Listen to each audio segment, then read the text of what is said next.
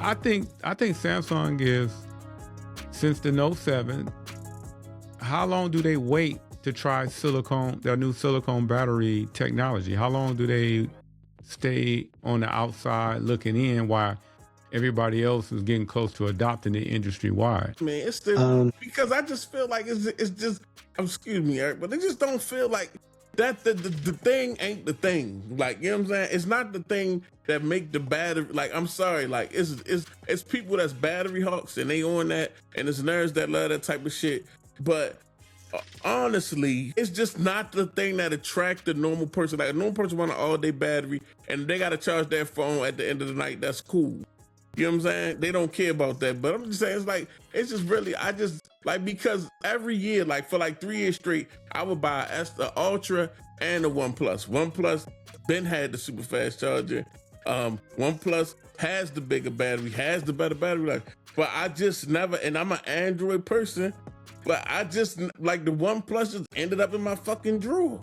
Like, it just always ended up in my fucking drawer. Never was it's never like, yo, I'm fucking like, yo, I could never put my Ultra in the drawer and be like, yo, I got the OnePlus on me. Like, I'm just not. I'm gonna be honest with you. Like, yeah, I know that a lot of people really rock with OnePlus, and I think it's a dope phone, but it's just not, like, it's just the certain features that I like in a certain way. Like, it's more shit to a phone than battery life. Like we not, like, you know what I'm saying? Like, you want MagSafe magnets for fucking power banks, but then you want the battery to last for 4 fucking days. It's like, the struggle. Like, yeah, hey, so I can tell you exactly why they haven't switched to that battery. Because they promised people that these phones are gonna last 7 years. And that silicone battery. That tech ain't even been out for 7 years. So they can't even fake like they gonna move that way. Because you got all these phones out here that you made a promise, essentially. We're going to update it for 7 years. We're going to support it for 7 years. If year 5, they start blowing up, you ain't going to recover from that. Because they already, kind of got that, like somebody mentioned in the chat earlier, the Note 7, that's still kind of hanging out there. So when you the big dog, you can't really move on everything that pop up. And to BG's point, they got the data. If that was causing people to leave them and go somewhere else, guarantee you Samsung will hop on it.